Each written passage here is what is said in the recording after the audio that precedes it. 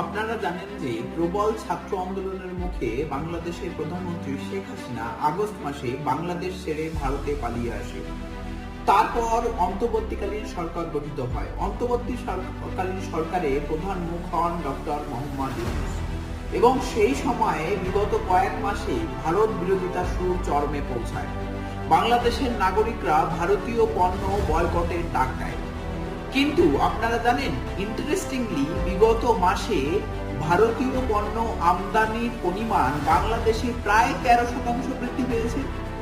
August মাসে বাংলাদেশের দ্বারা ভারত থেকে আমদানিকৃত জিনিসপত্রের টোটাল অর্থনীতি ছিল 76,04,00,000,000 মতো, কিন্তু সেপ্টেম্বর মাসে তা প্রায় দাঁড়ায় 86,08,00,000,000 মতো। বাংলাদেশ মূলত পরিশোধিত পেট্রোলিয়াম, তুলো এবং সুতো ভারত থেকে আমদানি করে থাকে।